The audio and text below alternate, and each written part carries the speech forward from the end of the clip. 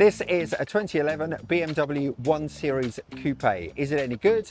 Should you get one? Let's find out from someone who has one. This is the N47, which for any BMW owners will know is the one that we're all wary of.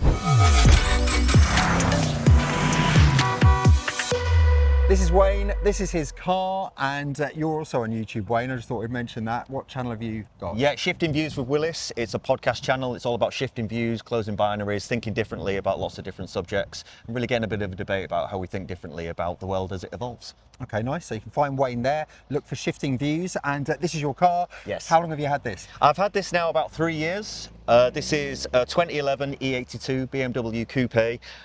It's the M Sport range.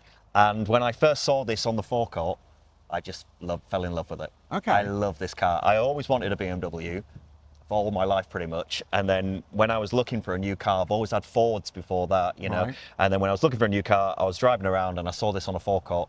As soon as I saw it, I was like, I like that car. That's going to be the one. And I was sold. Right, Yeah, okay. immediately, as soon as I saw it. What car did you have right before this one? A Ford Focus. Okay. Yeah, I've always had Fords. For the most part of my driving career, I've had Fords, and then earlier on I had a couple of other little runners, Nissans and things like that, but never had, I guess, what you would call an upmarket car or Right. a sports type car type thing. I mean, So I'm quite a BMW fan as well. I've had a fair few, but what was it for you that appealed to you about the BMW? well, it looks great for one. I have to say, I was never really for the coupe look in my younger years. I wasn't too keen, but I don't know, as I've got older, it's kind of grown upon me a little Right. bit. And when I saw it on the forecourt, I immediately thought it looks nice. It's kind of got an executive look, but it's sporty, which is nice. You know, I travel around a lot, I do a lot of business and stuff, so I want a car that looks quite nice.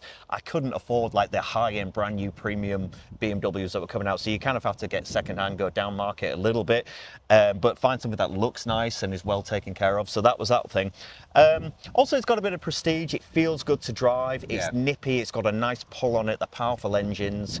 You know, I don't drive recklessly or anything, but it's nice to have that feeling of, you know, power. You know, and BMWs do that wonderfully. The 1 Series are great for that. It sits quite low because it's the M Sport range. You can really sit right down in the car. It's a bit like being a sort of race driver type thing. Yeah. You know, so it's kind of living out a bit of an F1 fantasy. You know, Right. So that's why I like it. And as soon as I saw it, you know, I was sold. So which engine is this? This is the N47, which for any BMW owners will know is the one that we're all wary of because it's got the chain issues, as it's known. So Right. you ever Google anything to do with 1 Series BMWs, N47 engines, that's what's going to come up. Because there was a period between, I think, 2007 and 2011, that range of engines was known for having timing chains breaking. Right.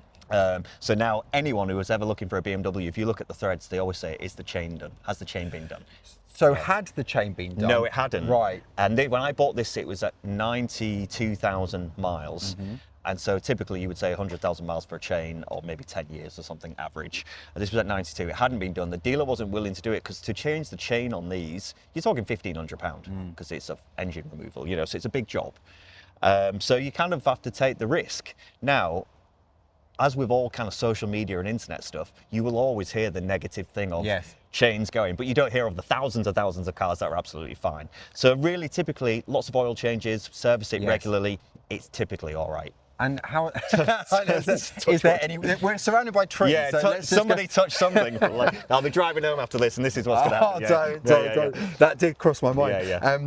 Have there been any other issues reliability-wise with this car in the 3 years that you've had it? No, it's actually run really well, but I do take good care of it. There are some noise issues with it now. Funnily, I'm talking about chain, and in the last few weeks, it's been in the mechanics several times because it's got some issues with the belt, the auxiliary belt that goes around, so it's getting a lot of squeaking and there's a lot of rattle. Now, that rattle in the left-hand side of the bonnet has been there since I've had the car. All right. I've always known that, and it's kind of just progressively got worse over the years. And in the last few weeks, it's been in the garage, and they've taken off all of the cogs, all of the belts, and replaced them all, put new ones on, and the noise isn't going anywhere. And everything's tight, everything looks pretty new in there. So they're sort of saying, I can't find the fault. We can hear it, we can see, we understand what the problem is, but we can't find what's causing it. And then the other day, strangely enough, the battery light came on and it stopped charging, and I limped my way to the garage and the auxiliary belt had come off. So Right. it wasn't charging the battery. Now, we knew this was a potential because when we were inspecting it before, we could see it wavering like that in the bonnet. So it says there's something juddering in there and it's not secure, but we've never yet figured that out. So the next trip will be to a BMW dealership to do some proper work. But there is, the other issue is on startup now, talking about the chain issue, on startup, there is a rattle in there. And they always say, listen for the rattle on the startup. On a cold start, if you get the rattle, that's something you need to be aware of. So how are you feeling then at this precise moment with the car? With this Nervous. amount of miles? Well, are you at the point where you're thinking, should I just change? Or are you going to try and see it past the 100,000 miles or drive it till it dies? No, so I'm going to try and keep hold of it because I love my car. Yeah. I love my car and I don't want to get rid of it. And other than those things that I'm talking about, it's actually great. It's a great car to drive. And it may not be a chain issue. That noise, there's numerous things going on there, so it could be multiple things.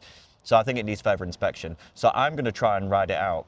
And I've sort of resigned myself to the fact that if I do need to replace the chain, I probably will pay for it and do it. Now that's over the value. You're going over the value of what you're paying for the car, Yeah. you know. But this is not an investment for me. It's my car. Yes. And I love to drive it, and it's part of what I do every day.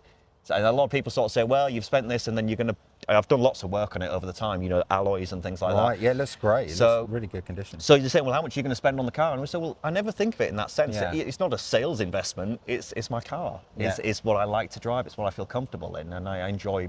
It makes me feel good to be in it. So it's I'm happy- it's the perfect car for you. It Oh, literally definitely. is your car. I love it. Yeah, yeah. And I was inspired by a friend who also had a 1 Series, and he didn't have a coupe. But whenever I was in his car, I was like, I love this car, and that kind of sort of turned my head a bit. And then, you know, just by coincidence, the time came, my car broke down. I needed a new one.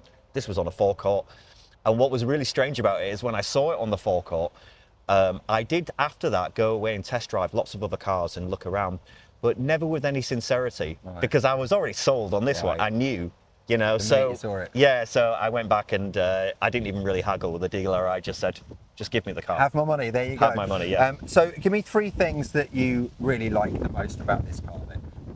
3 things about it. It's pace, it's speed, it's nippy off the mark, which is really good. It looks prestige, it's executive, and it sits low.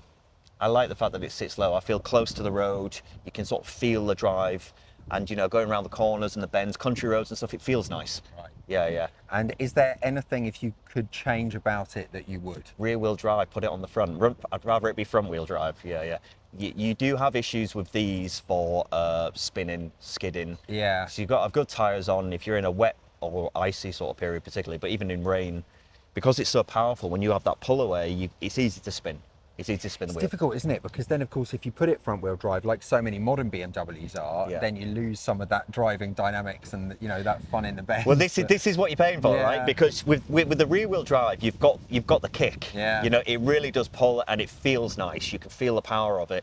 But with that, you've got to know your car. But that's interesting, you know, because you develop a whole different way of driving them. You know, to what I was driving, say, in a Ford or something like that. You know, it is different driving a BMW or any rear wheel drive, I would say. Yeah. You have to be much more conscious of your clutch work, how much power you're putting on, you know, being aware of the road conditions much more because you're aware that it can move more. So, you know, it actually, for me, it improves you as a driver. It can either improve you or make you much worse, you know, Yes. so depending on your mentality. But for me, it improved me, absolutely.